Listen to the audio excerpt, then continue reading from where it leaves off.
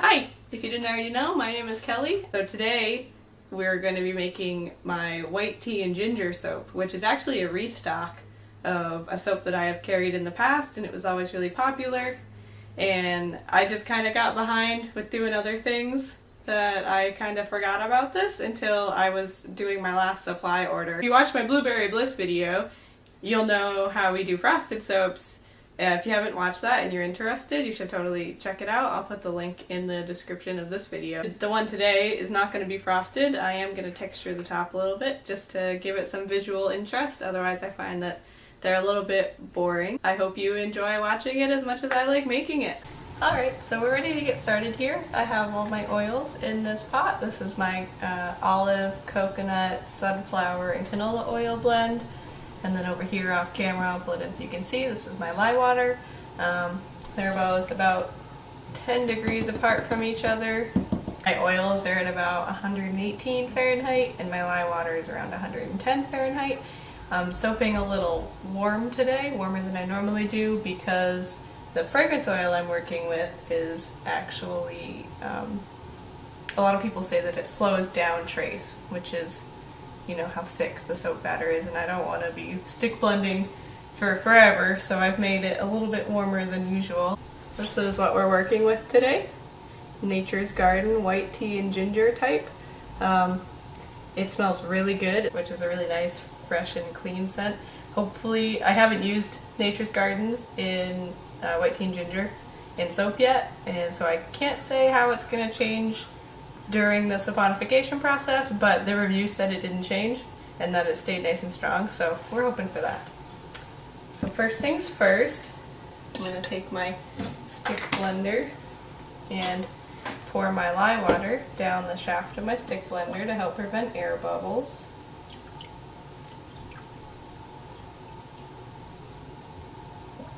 You guys probably can hear some background noise. I think one of my neighbors are moving in like the next apartment over, so I've been hearing like, you know, banging and clanking all day long. But yeah, so that's what all that racket is up there. So I'm gonna burp my stick blender and then we'll start blending.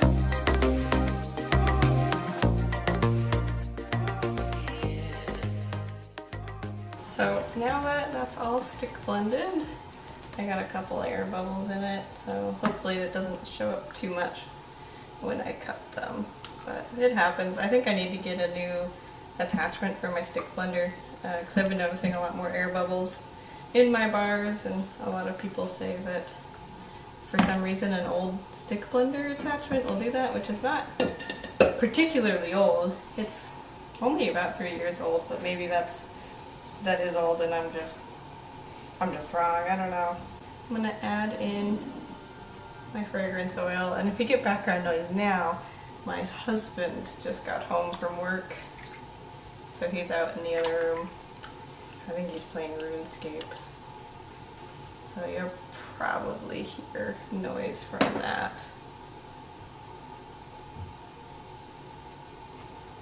Oh, that smells so good. So since the reviews did say that this fragrance actually slows down trace, so for those of you non-soapy people, trace is the thickness of the batter. Like right now, this is a very very thin trace. This is almost like a kind of thicker milk. I don't really know how to describe it, but it's very, very thin, and a lot of people like their soap batter to be at like the consistency of like pudding, a thin pudding when they pour, which is kind of what I'm going for here too, but it might take a while if that fragrance really does slow that down, because if I poured it right now where it's so liquidy like this, for my mold I just use a wooden mold lined with freezer paper, and this really, really liquidy batter will sometimes find holes in the corners of my freezer paper, and it will leak out the sides and it makes a huge mess. So I don't want that to happen. So I'm going to try to get this a bit more thick before I separate it and color it and pour it into my mold. So I'm going to go back to stick blending for a little while.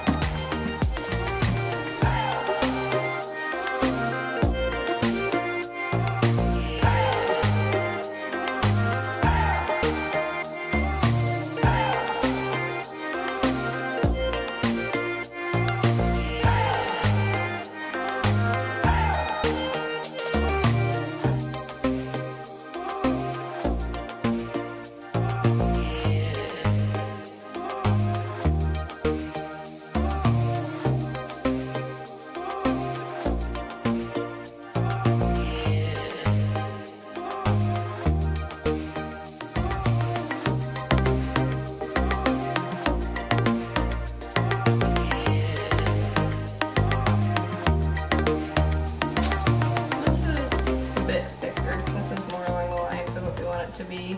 Camera probably isn't picking it up, but one of the ways that soapers like to define trace is by how much it will like leave lines on the top. So like if I pick my spatula up and kind of move it around, I can see the marks from where it drops in. It doesn't just sink quite right away, you know, it leaves a little bit of a mark there. So I'm gonna separate this into my colors. The main base for this soap, I'm actually just gonna leave uncolored. It'll make it like this kind of creamy, beigey white color. Since I don't use a lot of olive oil in my soap, it doesn't turn very yellow if I don't color it.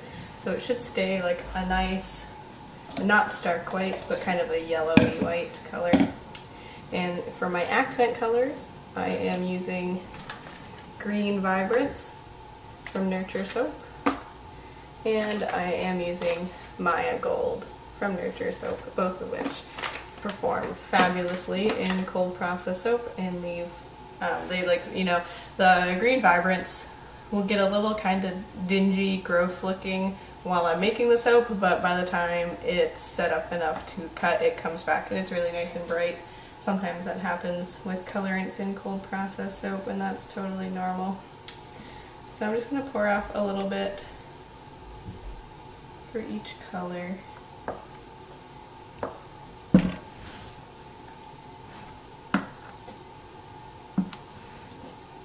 Try not to make too much of a mess on my table here. I don't have a stainless steel table, which I want one, but that'll be a future investment. My micas and stuff will stain the top of this table here, so that's why I've lined it with freezer paper, just to try to save my table a little bit. So you're going to, let's see, I wonder if I can get this so you guys can see it. Can you see that? Oh yeah, that's perfect, you can see that. Okay, so I'm going to start with the lightest color, which is the gold. And my micas, it's a powder just dispersed in some oil, and what I do so that I don't put too much extra oils in my batch, I take when my main tub of oils is all melted before I've mixed it with lye, I take out a little bit and I mix it with that powders. So now I'm mixing in my green, and I use about a half a teaspoon per accent color usually. Sometimes I'll use a bit more depending on like what color I'm trying to get. I find with blues and purples I have to use just a little bit more because I don't always want to turn the right color. So you can see this is kind of like a kind of gross pea green color right now, but it gets really nice and bright when the soap cures. Oh, we got a little bit driven over the side here.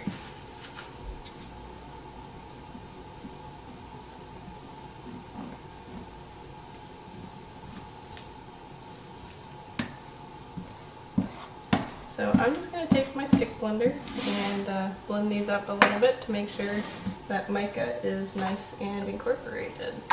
So for my swirl today, normally with this one I do like this weird faux funnel pour, but I was never really good at it, so I never really liked the way it came out. So I'm thinking today I'm just going to do it in the pot swirl. So I'm going to pour my colors, one of them at 12 o'clock. Let's see, what is this? I gotta think about a clock here real quick. 4 o'clock, and does that make that 8 o'clock? And then the other one in between. So, and then we'll pour a little bit of it in the middle as well.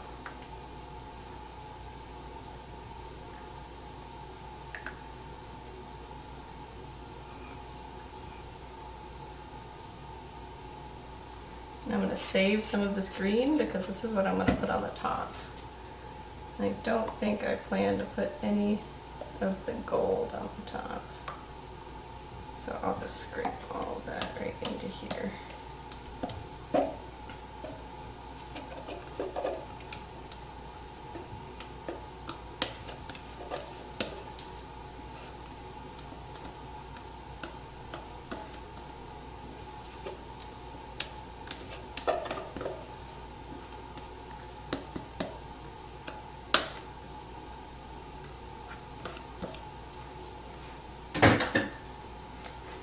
So I'm going to grab my mold,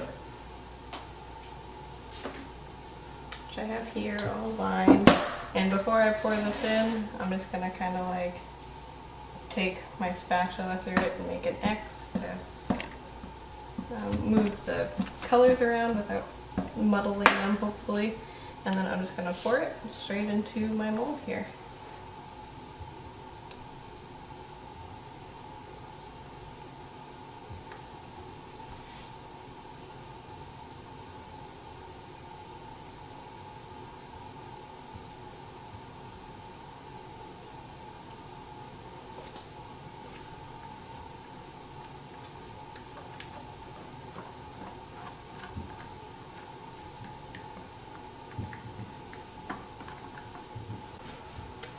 So, let's see, I'm going to try to let this set up a little bit so that I can texture the top, and I'll be back to do that in just a couple minutes. So, I'm back to texture the top of the soap. I had to let it sit for quite a while because it wasn't quite firm enough to hold its texture. You can probably see I've already started making sure that it would hold it. So I think what I'm going to do is I am going to take my fork and make little ridges across the top of it. Let me get a paper towel so I can clean my fork off between swipes. Oh yeah, that looks much better. Let me go back and redo that. These ones are not looking so hot. Alright. So I'm going to make these ridges just to add a little bit of visual interest here.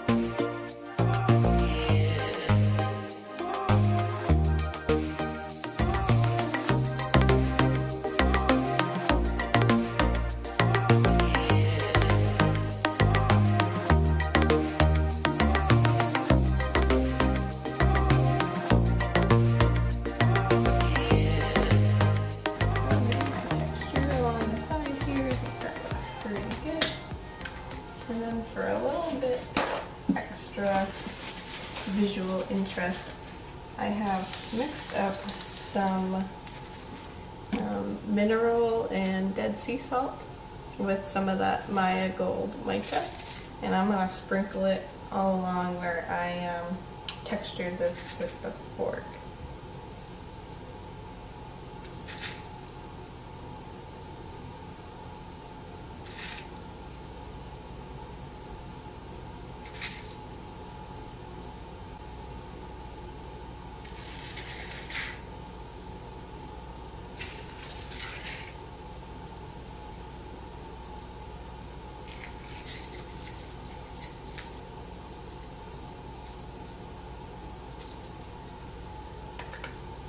And just to make sure they stick, I'm just going to pat them down a little bit.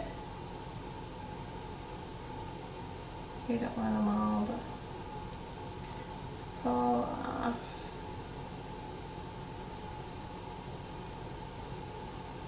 And these ridge lines in it will help them stay in a little bit too. Patted that one a little bit too hard, and I got some thing here, and I don't want that. I only want you where there's ridges. Go. There. Fixing it a little bit. There. And we are all done.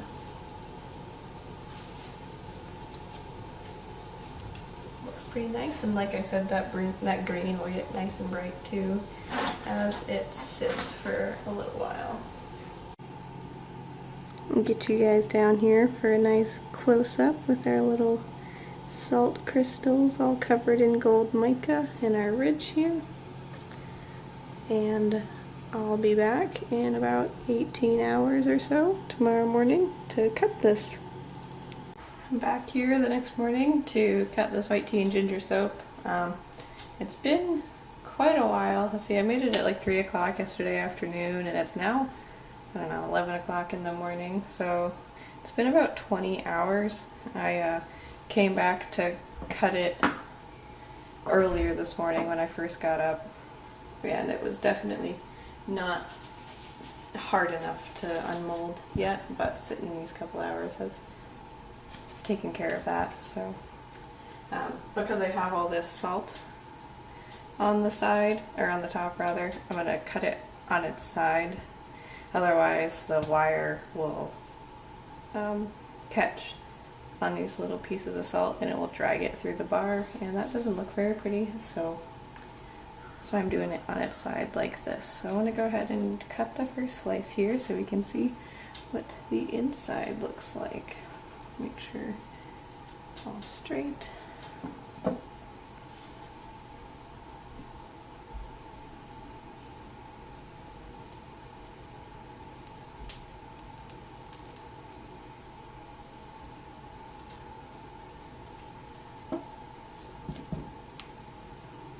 And there is the inside of the soap. You can see I got a few air bubbles in it, but I think I can smooth those out with a damp paper towel. And we got those pretty salt pieces coated in the gold mica on the top.